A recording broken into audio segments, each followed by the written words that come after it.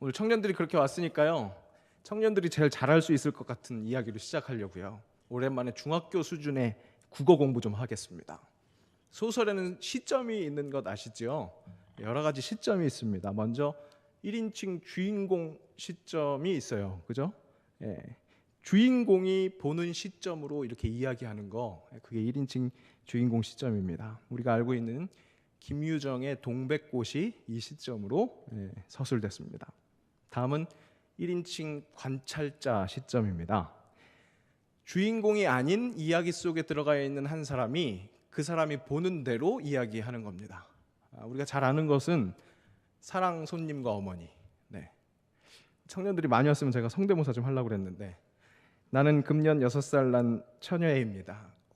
오키고요. 뭐 이렇게 하는 거 있잖아요. 박오키. 오키가 사랑 손님과 어머니 사이에서 일어나는 것들을 서술하는 것이 그것이 1인칭 관찰자 시점입니다. 또 3인칭 작가 관찰자 시점이 있는데요. 이것은 앞에서 얘기한 1인칭 관찰자 시점하고 차이가 나는 것은 작가가 이야기 속에 들어가 있는 사람이 아닙니다. 이야기 밖에서 그 사람들의 이야기를 하는 거죠. 우리가 잘 아는 소설은 황순원의 소나기가 바로 이런 시점이 드러납니다. 이것과 조금 차이가 나는 것이 전지적 작가 시점이에요. 이것은 왜 차이가 나느냐? 그 이야기 밖에 있는 작가의 그 관찰의 능력이 신적 경지에 이릅니다. 그러니까 이야기 속에 있는 사람들의 생각과 마음까지 이야기를 하는 거예요. 이상한 나라의 앨리스의 그 앨리스의 생각과 마음까지 이야기하는 것이 바로 이 시점이 드러나는 특징이라고 할 수 있겠습니다. 소설에는 이런 시점들이 있는데요. 사람이 살아가는 데 있어서는 당연히 1인칭 주인공 시점밖에 없습니다. 그죠? 세상 그 누구도 아무리 객관적인 견해를 가지려고 해도 지극히 주관적일 수밖에 없습니다. 자기가 기준인 것이 사람입니다. 사람과 사람 사이의 관계에서 일어나는 문제를 잘 따지고 보면 결국 그 원인은 바로 이 모든 사람이 자기 중심적이라는 그 문제가 있습니다. 조금만 역지사지 그 자세를 갖고 생활한다면 우리 안에서 일어나는 분쟁이 많이 줄어들게 될 것입니다. 그런데 우리는 더군다나 하나님의 자녀입니다. 하나님께서 본인도 거룩하니 너희도 거룩하라 그렇게 말씀하셨습니다.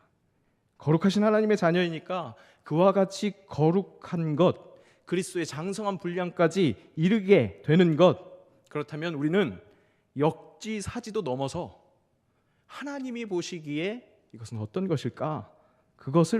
그런 시선을 탐해야겠습니다. 그것이 예수님께서 산상수훈을 통해서 허락하신 율법을 완성하시면서 주신 그 세 계명, 그 세 계명을 지키는 자세라고 할 수 있겠습니다. 합력하여 선을 이루시는 하나님의 뜻이 어디에 있는지 그 시선을 구해야겠다는 겁니다. 저희 사택에 들어가다 보면 그 들어가는 길이 외길입니다. 차가 한 대 지나갈 수 있습니다. 양방향으로 마주하게 되면 한 차가 후진을 한다든지 그렇게 비켜줘야 합니다. 당연히 그 길 위에 정차를 하면 다른 차는 오고 갈 수가 없습니다. 지난 주간에 집에 들어가는데 슈퍼 배달차가 그 외길을 막고 서 있었습니다. 아마도 무거운 짐을 배달했나 봅니다. 그 바로 옆집에 배달을 하려니까 그 길을 막은 상태에서 정차를 하고 배달하러 올라갔는지 사람은 보이지 않았습니다. 오도 가도 못하는 상황입니다. 참 목사가 아직 수양이 덜 돼서 상식이 없는 것 같은 자태에 짜증이 나기 시작합니다. 조금 기다리다가 이거 한도 끝도 없을 것 같아서 클락션을 한번 눌러봤습니다. 그랬더니 그다지 헐레벌떡하지 않는 중년의 아저씨께서 자기 차를 타면서 자신이 나가야 되겠으니까 길 비키라고 이렇게 손짓을 합니다.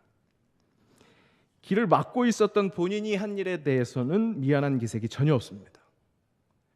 내려서 이 사람의 됨됨이를 가르쳐 드려야 되나, 그렇게 말씀을 전해드려야 하나 하는 생각이 순간 스치고 지나갑니다. 하지만 그렇게 한다고 해서 일이 아름답게 마무리될 것 같지는 않겠다는 지혜가 허락돼서 이내 길을 비켜주고 그 다음에 제 갈 길을 갔습니다.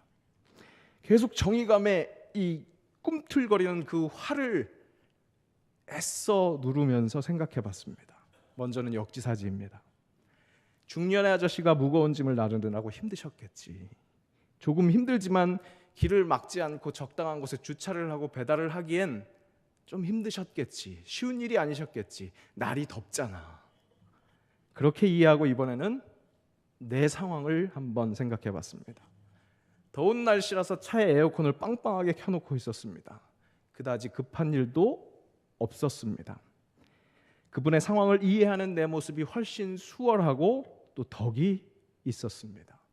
그 배달하시는 분과 나 모두를 위해서 일이 그렇게 지나가는 것이 참 잘된 것이구나. 하나님이 그것을 원하셨겠구나. 그런 깨달음이 있으면서 오히려 한 발자국 더 나가서 그 아저씨께 참 더운 날씨에 수고하십니다. 그렇게 말씀을 전했다면 참 적당한 메시지도 전달됐을 것이고 더 아름답게 일이 마무리됐을 텐데 그런 깨달음이 옵니다. 그렇습니다. 우리의 시선이 하나님의 시선을 추구한다면 우리 삶에서 일어나야 할 문제, 사건은 쑥 줄어들 것입니다.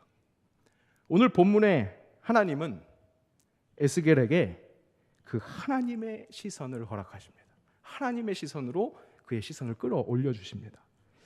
오늘 읽은 본문의 이야기가 시작되는 8장 전반부의 3절의 말씀입니다. 한번 우리 함께 읽어보겠습니다. 함께 읽습니다. 그가 손 같은 것을 펴서 내 머리털 한 모순을 잡으며 주의 영이 나를 들어 천지 사이로 올리시고 하나님의 환상 가운데에 나를 이끌어 예루살렘으로 가서 안뜰로 들어가는 북향한 문에 이르시니 거기에는 질투의 우상 곧 질투를 일어나게 하는 우상의 자리가 있는 곳이라. 이렇게 함께 읽자고 하면 그냥 읽기만 하시는 분들이 계세요. 근데 잘 보세요. 앞에 쪽 먼저 좀 다시 띄워주시겠어요? 손 같은 것을 해서 내 머리털을 한 모순을 잡으셨대요. 그럼 1차원적으로 생각해 보면 야, 이거 머리털이 뽑히지 않았을까 이런 생각을 해보기도 합니다. 정말 아프지 않았을까 그런 생각이 들면서 또 우리 청년들에게도 익숙할 만한 드론이 생각났어요. 요즘 드론이 날아다니잖아요. 그렇죠? 그 드론이 이렇게 싹 나르는 것처럼 에스겔이 들린 것 같습니다. 물론 환상 중입니다. 그런데 그렇게 그가 들려서 간 곳은 예루살렘 성전입니다. 그리고 그렇게 들려서 하나님의 시선으로 보게 된 것은 바로 자신을 포함한 이스라엘의 범죄, 우상 숭배입니다. 그것도 성전에서 이루어지는 우상 숭배. 오늘 하나님께서는 그렇게 에스겔에게 이스라엘을 보게 하십니다. 하나님의 시선으로 우상 숭배에 갇혀 있는 이스라엘을. 오늘 우리는 8장 17절과 18절을 읽었습니다. 그런데 실은 8장 전체를 보려고 합니다. 성전 안에서의 우상 숭배라는 그 처참한 모습을 하나님께서 에스겔에게 보여주셨고 오늘 우리는 그런 에스겔에게 보이는 이스라엘의 그 처참해 보일 정도의 가증한 그 우상 숭배를 보면서 바로 우리의 모습이 하나님 보시기에 어떠실까 그것을 생각해 보려고 합니다. 바라기는 처참한 내 모습을 직시할 수 있었으면 좋겠습니다. 그것이 하나님께서 직접 회복시키신 하나님과 우리와의 관계, 그것이 가능하게 하신 그리스도 예수의 그 구원의 은혜를 받은 자답게 살아가는 데 있어서 꼭 필요한 한 발자국이기 때문에 그렇습니다. 때는 에스겔이 이 바벨론 포로로 바벨론에 있을 때입니다.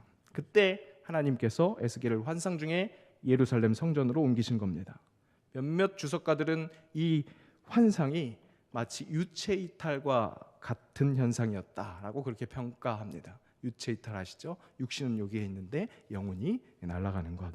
하여튼 물리적으로 1600km 떨어진 이 예루살렘 성전에서 에스겔은 정말 가증한 모습들을 목격합니다. 하나님이 보게 하시기 때문입니다. 하나님의 시각으로 보게 하시기 때문입니다. 8장 전체에서 에스겔이 본 이 예루살렘 성전의 처참한 모습은 크게 네 가지로 구성되어 있습니다. 이 네 장면은 먼저 장소가 이동하면서 장소가 점점 지성소로 가까이 가면서 그렇게 더욱더 성결해야 할 그곳에서도 이루어지는 우상 숭배이기 때문에 더욱더 가증스러웠다고 할 수 있겠습니다. 실제 장소가 옮겨질 때마다 주의 영은 이렇게 말씀하십니다. 더 다른 큰 가증한 일을 보리라. 또 이보다 더 큰 가증한 일을 보리라. 장면이 움직이는 그 순간순간마다 그렇게 말씀하십니다. 또 우상 숭배를 저지르고 있는 이 사람들의 다양함을 통해서 이 우상 숭배의 문제가 이스라엘의 남녀노소 또 생활 전반에 만연한 이스라엘 전체의 문제라는 것을 알 수 있습니다. 또 그들이 어떤 우상 숭배를 하느냐 그것을 보면 정말 그들 생활에 너무나 밀착되어 있다는 것을 확인할 수 있습니다.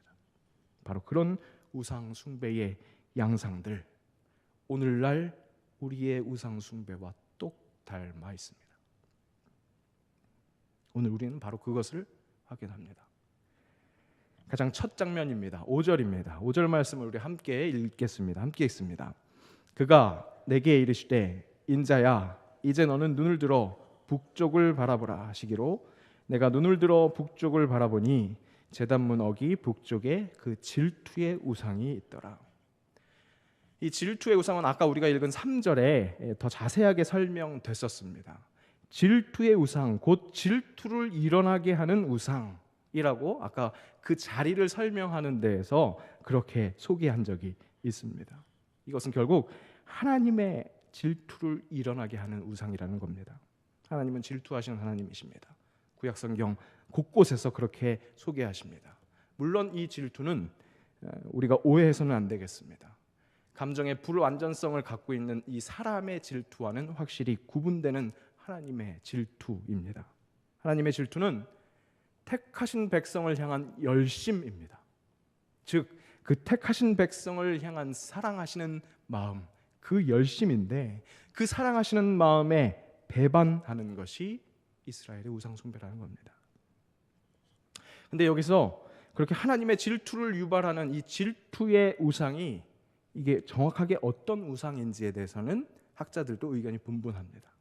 그런데 여러 정황상 볼 때 아세라 목상일 가능성이 가장 큽니다. 그런 의견이 우세합니다. 이 이스라엘의 아세라 숭배는 두 왕국 시대부터 역사가 아주 깊습니다. 더군다나 므낫세 시대에는 국가적인 공식적인 후원을 받습니다. 요시야 시대 때는 제거되기도 했지만 그가 전사한 후부터는 다시 부활했고 에스겔이 이 환상을 보던 이 마지막 왕 시드기야 때는 아주 왕성했습니다. 아세라는 풍요와 다산의 축복을 안겨주는 신으로 추앙되었습니다. 가나안 땅의 유서 깊은 우상이 바로 그런 이방 문화가 이스라엘의 문화가 되어버린 겁니다. 하나님께서는 가나안 땅에서 정착하게 될 이스라엘 백성들에게 율법으로 우상을 금하신 것뿐만 아니라 정복기의 지도자 그 여호수아의 마지막 말까지에서도 계속해서 그 우상, 그 이방 문화, 그것을 이스라엘 백성들의 문화를 침범할 그 이방 문화를 경계하라고 말씀해 주셨습니다. 여호수아 23장 13절입니다. 제가 읽습니다. 확실히 알라. 너희의 하나님 여호와께서 이 민족들을 너희 목전에서 다시는 쫓아내지 아니하시리니 그들이 너희에게 올무가 되며 덫이 되며 너희의 옆구리에 채찍이 되며 너희의 눈에 가시가 되어서 너희가 마침내 너희의 하나님 여호와께서 너희에게 주신 이 아름다운 땅에서 멸하리라.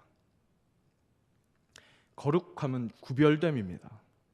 별 문제 없을 것 같아서 그저 아무 생각 없이 더불어 혼인하며 서로 왕래하면 그것이 올무가 되고 옆구리 채찍에 눈에 가시가 됩니다. 하나님은 그것을 계속해서 경고하셨건만 이스라엘은 그 아름다운 땅, 약속의 땅 가나안에서 구별됨, 거룩함을 잊고 살았습니다. 그렇게 이방 문화에 차츰차츰 내어주다 보니까 오늘은 그 문화가 되어버린 목상이 성전에까지 들어와 앉아 있는 겁니다. 오늘 살아가는 우리에게 세상 문화를 무시하라고 이야기한다면 구시대적인 발상이라고 할 겁니다. 뉴에이지를 경계해라, 다원주의를 경계해라, 동성애를 경계해라, 그렇게 경고하면 변화된 시대를 읽지 못하는 너무 경직되어 있는 구닥다리로 취급받습니다. 그런데 문화는 정말 무서운 흉기가 될 수 있다는 것을 잊지 말아야 합니다. 용이하게 쓸 수 있고 정말 꼭 필요한 칼이기에 잡고 있어야 합니다. 사람의 문화는 하나님의 창조 질서를 완성하는 데 사용되어지는 겁니다. 그런데 그것이 이방의 것으로 오염되면 나를 찌르는 흉기가 될 수 있다는 경계심을 늦춰서는 안 됩니다. 아세라 목상이 처음부터 성전에 들어와 앉아있지는 않았을 겁니다. 슬금슬금 그들의 우리의 생각과 영을 잠식하는 그 문화 속에서 우상들을 그대로 방치해 놓으면 그들이 우리의 성전을 장악하게 될 겁니다. 우상은 문화가 되어버립니다. 다음 장면으로 이동합니다. 더 안쪽으로 들어가 보니까 구멍난 벽이 있습니다. 그 벽을 헐라고 하십니다. 그래서 헐어보니까 그 문을 통해서 보이는 장면입니다. 그 장면을 함께 읽습니다.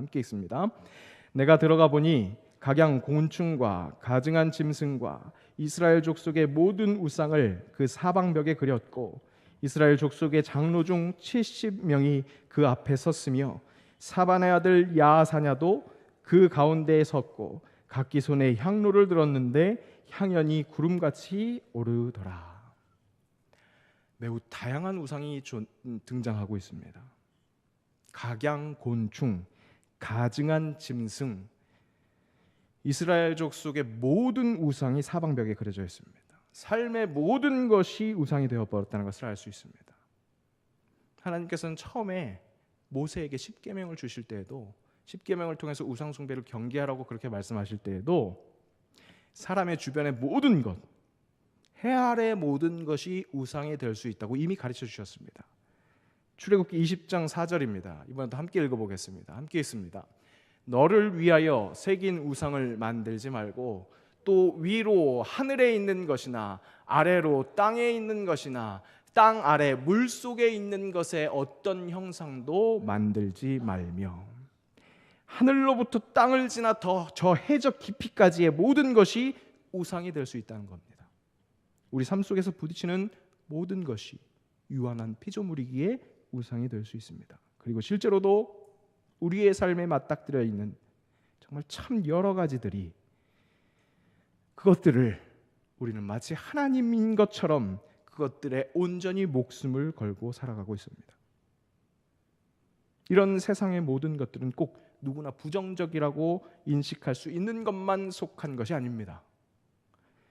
정말 참 좋은 거, 선하게 느껴지는 거, 확실하게 세속적인 향락, 쾌락, 물질, 명예에 집착하는 그런 우상숭배만 우상숭배가 아니라 꼭 필요하다고 생각되는 거, 당연히 갖고 있어야 하는 거, 붙들고 있어야 하는 그것도 우상숭배가 될 수 있다는 겁니다. 하나님까지도 제쳐놓고 내 자식, 내가 사랑하는 것이 최고인 것처럼 구는 것, 그것도 우상숭배입니다. 이 시대 청년들의 자기 꿈을 향한 자기 개발 얼마나 좋습니까? 얼마나 필요합니까? 너무 좋게 얘기했나요? 스펙 쌓기.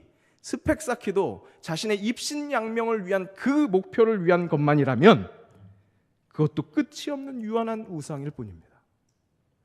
끝이 있는 것을 끝이 없는 것처럼 구는 것. 키에르케고르가 이야기한 것처럼 상대를 절대로 여기고 절대를 상대로 여기는 그런 부질없는 역전 속에 있는 것이라면 무엇이 되었든지 정말로 너무나 긍정적인 것이라 할지라도 우리 삶의 모든 상대적인 것들이 우상이 될 수 있다는 겁니다. 바로 이 장면에서 우상 숭배하는 사람들은 어떤 사람들이냐? 70장로입니다. 사반의 아들 야사냐도 있습니다. 종교적인 인물들입니다. 더군다나 그들이 그려놓고 섬기던 것을 표현한 이 가증한 이란 표현은 쉐케츠라는 단어입니다. 이 뜻이 의식적으로 리추얼리 먹어서는 안 되는 가증한 생물과 짐승들과 곤충들을 지칭합니다. 구약 성경에 총 11번 등장하는 이 단어는 오늘 본문하고 이사야에서 나온 그 본문을 제외하면 모두 다 레위기 음식법에 등장했습니다. 결국 의식적인, 종교적인 그런 표현입니다. 이런 가증한이라는 의식적인 표현과 또 70장로, 또 야사냐 같은 그런 종교적 인물들을 통해서 그들의 종교 생활 안에서도 우상숭배, 즉 종교 생활 안에서의 상대와 절대의 역전 그 현상을 생각하게 합니다. 본질을 잃어버린, 방향을 잃어버린 종교적 열심, 그것 또한 교정이 시급한 우상 숭배입니다. 혹시 나의 신앙생활이 쓸데없는 종교 생활 같은 그런 우상이 되어버린 것은 아닌지 돌아봐야 하겠습니다. 신앙생활의 본질은 분명히, 그리스도 신앙생활의 본질은 분명히 하나님 나라입니다. 그런데 내가 그런 절대를 너무 멀리에 두고 맡은 책임, 자기 만족, 사람들에게 받는 인정, 그런 것들을, 그런 상대적인 것들을 절대화시키고 있었던 것은 아닌지, 열심히만 하고 있었던 것 아닌지. 여러분, 열심히 무조건 선한 것이 아닙니다. 무엇에 열심을 하고 있는지. 잘못된 열심을 부리고 있다면 그다지 쓸데없는 것에 목숨을 걸고 있는 겁니다. 오늘 이렇게 에스겔에게 보여주신 그런 하나님의 시선을 통해 우리 자신을 보라고 말씀하십니다. 나를 지배하고 있는 문화, 또 내 삶의 아주 사소한 것부터 중차대한 문제까지, 또 신앙생활이라고 생각하고 있는 본질을 잃은 열심, 그런 종교생활까지 우상 숭배는 아닌지 확인하라고 그렇게 말씀하십니다. 그리고 이것이 끝이 아닙니다. 더 가증한 것들이, 그런 장면들이 나옵니다. 다음 장면입니다. 다음 장면 또 함께 읽어보겠습니다. 그가 또 나를 데리고 여호와의 전으로 들어가는 북문에 이르시기로 보니 거기에 여인들이 앉아 단무스를 위하여 애곡하더라. 단무스는 식물의 신입니다. 그를 위해 여인들이 애곡하고 있습니다. 이 신은 자기 아내에 의해서 추방을 당해서 지하세계로 쫓겨났고, 그래서 땅에 대한 통치권을 상실했다고 그렇게 여겨졌습니다. 그런데 이 신을 위해서 왜 애곡을 하느냐? 하지만 뜨거운 여름이 지나면 다시 부활할 것이라는 그런 믿음이 있었습니다. 그러니까 그를 위해서 애곡하는 겁니다. 죽을 때 죽더라도 또 부활하니까. 그런데 부활해서 먹고 사는 것, 사람들이 먹고 사는 일에 관여한다고 생각한 겁니다. 그러니까 중요한 겁니다. 관여 정도가 아니라 먹고 사는 일을 아예 단무스가 그 칼을 들고 있다고 그렇게 믿었습니다. 가정의 어머니들, 여인들이 그 가정에 먹고 사는 것을 위해서 우상의 죽음을 애곡하는 겁니다. 사람에게 있어서 먹고 사는 일은 결코 중요하지 않은 일이 아닙니다. 정말 너무나 중요한 일입니다. 그런데 그러다 보니까 그 일에 관한 우상 숭배가 가장 흔히 일어나는 일인 것 같습니다. 그것은 어쩔 수 없는 거야. 피할 수 없는 것이고 그렇게 면죄부를 줍니다. 하지만 시각이 1차에서 머물면 안 됩니다. 이 단무스를 우상 숭배하는 것, 그것도 단무스가 식물을 주관하는 자라면 일기를 주관하는 자도 있을 겁니다. 그러니 식물의 신을 섬기는 건 참 부족한 숭배입니다. 그런데 그것만이 아닙니다. 먹는 일은 사는 일을 위해서, 일이라는 그런 궁극적인 목적을 위해서 존재합니다. 요즘 거꾸로 사는 사람들이 좀 있는 것 같아요. 먹자고 사는 것이 아니죠. 살자고 먹는 겁니다. 그럼 그 사는 것에 의미를 부여한 자, 사는 의미를 가르쳐 주시는 그분까지를 봐야 합니다. 1차만 보는 것이 아니라. 다음 장면은 그 먹고 사는 일에서 식물의 그 신만 머무르는 게 아니라 그 일기까지 보기 위해서였는지 태양의 신을 향해 있습니다. 마지막 장면입니다. 함께 읽습니다. 그가 또 나를 데리고 여호와의 성전 안뜰에 들어가시니라. 보라, 여호와의 성전 문 곧 현관과 제단 사이에서 약 25명이 여호와의 성전을 등지고 낯을 동쪽으로 향하여 동쪽 태양에게 예배하더라. 처음에 말씀드린 것처럼 여기까지 오는데 점점 더 가증한 장면이라고 주의 영이 말씀하십니다. 확실히 상대적인 그 우상들이 마치 절대인 양 숭배를 받고 있는 그 현상이 점점 지성소를 향해서 가고 있기 때문입니다. 점점 더 성전을 완전히 장악하고 있었기 때문입니다. 마지막 장면에서는 결국 제사장들만 출입할 수 있는 번제단과 성전의 성소 사이에서 벌어지고 있는 일입니다. 정말 민망합니다. 아니, 민망한 정도가 아니라 두려워해야 할 상황입니다. 25명이랍니다. 이것은 24반열의 제사장과 대제사장이 연상되는 숫자입니다.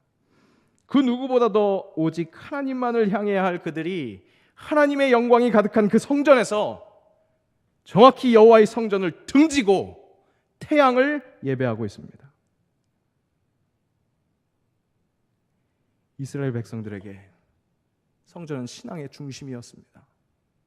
그런 성전이 자기들의 하나님을 향한 배반으로 무너졌습니다.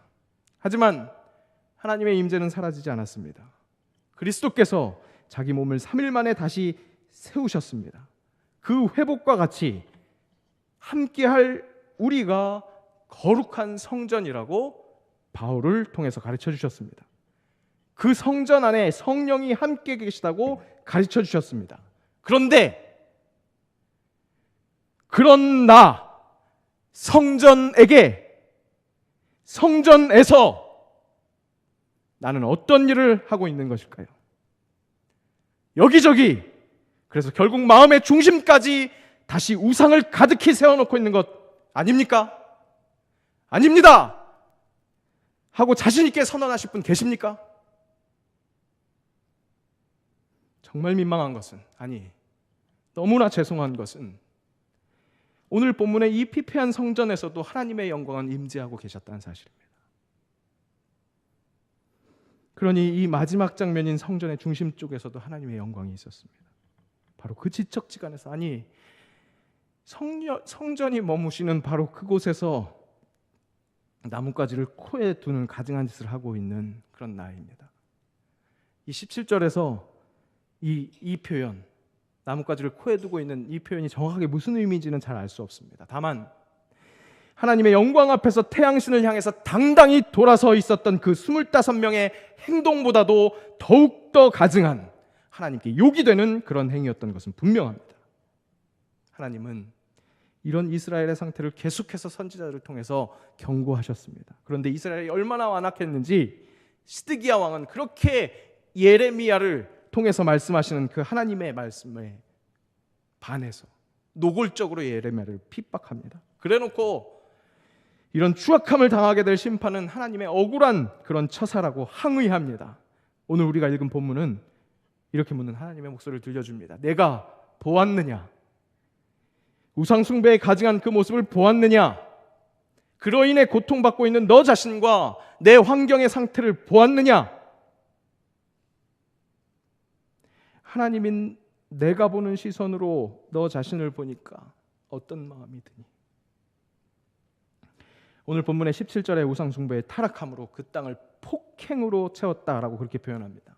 이 폭행이라는 단어가 어떤 단어냐면 노아 시대에 그 온 세계를 심판하셨던 원인이었던 그 포악함, 가득했던 그 포악함에 나타난 단어였습니다. 쓸어버려 마땅할 그 상태. 하나님은 그런 우리의 장면을 확실히 보라고, 깨달으라고 그렇게 말씀하십니다. 각 장면마다 우리말로 보라 그렇게 표현된 것이요, 왜 힘내라는 말입니다. 이것을 직역하면 그런데 보라입니다.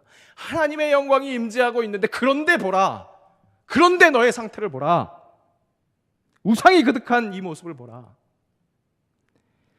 결국 에스겔 8장을 넘어서 그 이후로 점점 떠나가는 여호와의 동선이 나타납니다. 에스겔 8장 이후로는 점점 더 여호와의 영광이 여호와의 성전에서 떠나갑니다. 인간의 타락함이 성전에 마땅히 있을 수밖에 없는 여호와의 영광을 떠나가게 합니다.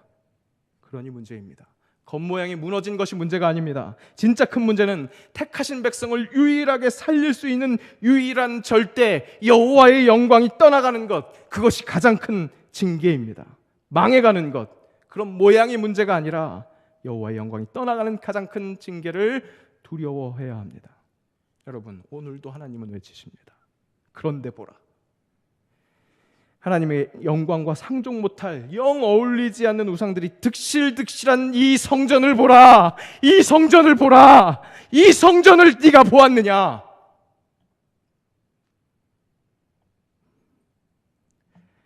오늘 마지막 절에서는 이스라엘을 영원한 심판으로 징계하실 것 같은 말씀을 하십니다. 돌아보지 않겠다는 거예요. 하지만 독생자 그리스도 예수를 이 땅에 보내셔서 죽이기까지 하시면서 우리를 살리시는 하나님의 이 심판은 분명히 네가 보았느냐? 그런데 보라 라고 그렇게 외치시는 절규와 같은 또 다른 외침과 같다는 것, 우리가 잊지 말아야겠습니다. C.S. 루이스가 이렇게 이야기합니다. 하나님은 기쁨을 통해 속삭이시고 양심을 통해 말씀하시며 고통을 통해 소리치신다. 결국 받게 될 징계로 인한 고통도 무섭지만 하나님은 정말 절규와 같은 외침으로 고통까지 주시는 것이라는 것을 기억해야 합니다. 진짜 무서운 것은 징계할 수밖에 없는 우리의 상태입니다.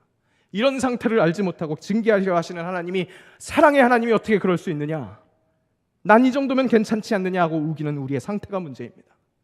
정말 눈에 보이는 현상보다 눈에 보이지 않는 우리의 그 상태, 그래서 자꾸만 보여주시려고 하는 그 우리의 영적 상태가 문제입니다. 신대월 시절부터 선배 목사님들에게 듣는 이야기가 있습니다. 선배님들이 목회할 때, 그때는 목회 환경이 제법 괜찮았는데 녹록치 않은 목회 현장을 물려주게 돼서 미안하다는 겁니다. 한국교회가 쇠퇴하고 있으니까 하시는 말씀입니다. 무엇인가 잘못되어서 혼나고 있는 것 같다는 이야기입니다.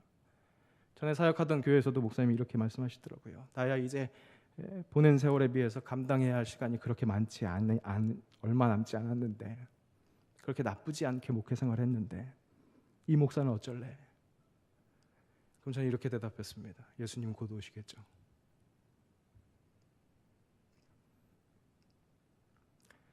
한국교회 교세가 감소하는 것이 문제가 아닙니다. 목사가 목회하기 힘든 환경이 된 것이 문제가 아닙니다. 교세가 감소할 수밖에 없는 한국 교회 안에, 즉 내 안에 우상 숭배가 문제입니다.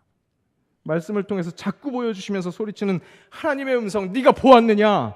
그 음성을 외면하는 것이 문제입니다. 하나님의 거룩한 성전에서 정반대로 태양신을 바라보고 있으면서, 그래서 자기 자신과 자신을 품고 있는 세상을 온통 폭력으로 가득하게 하면서 사회 정의는 전혀 관심 없으면서 오히려 적그리스도처럼 살아가고 있으면서 하나님 왜 우리를 보시지 않는가? 하나님 왜 우리를 외면하시는가? 의아해하고 있는 영적 무지가 문제입니다.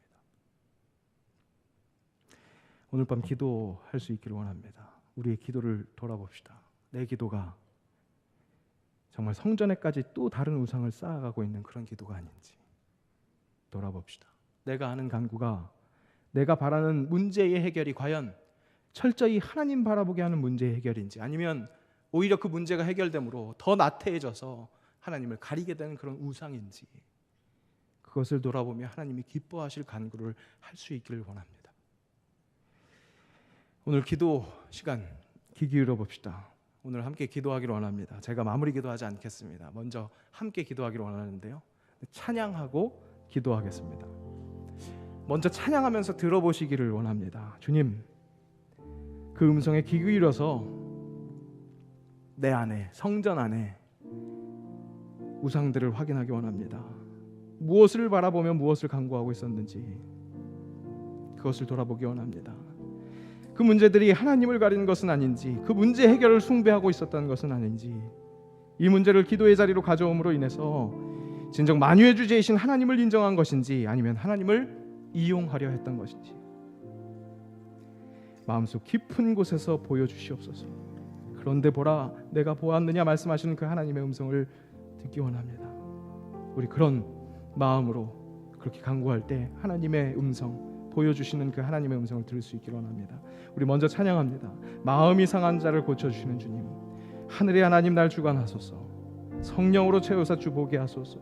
주의 임재 속에 은혜 알게 하소서. 의에 줄이고 목이 마르니 주님 성령의 기름을 부어 주시옵소서. 우리 곡조 붙인 그 기도 먼저 하고, 그리고 진정 간절한 마음으로 주님의 음성을 구하겠습니다. 먼저 함께 찬양합니다.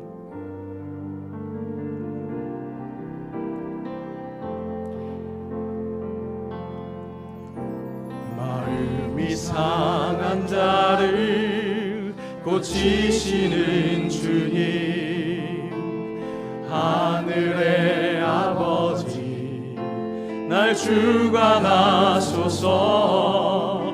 주의 길로 인도하사 자유케 하소서. 새 일을 행하사 분케 하소서.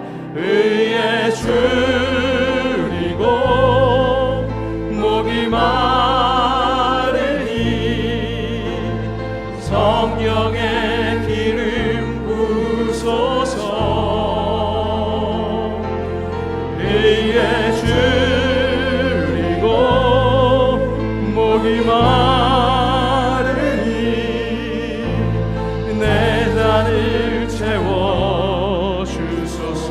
성령으로 채우사 성령으로 채우사 주보게 하소서 주의 임재 속에 은혜 알게 하소서 주 뜻대로 살아가리 세상 끝날까지 나를 빚으시고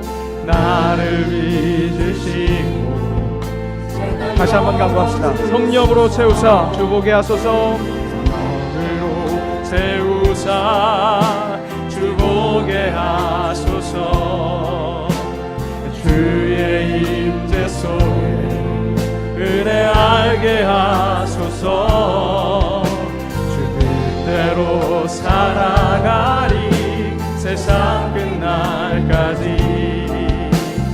나를 믿으시고 새날 열어주소서 의에 줄이고 목이 마르니 성령의 기름 부소서 의에 줄이고 목이 마르니 내 잔을 채워 의에 줄이고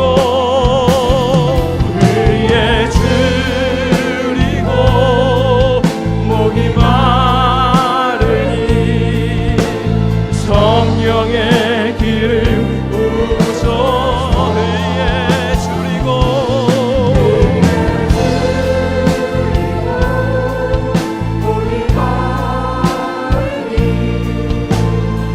우리 말씀을 기억하며 함께 기도합니다.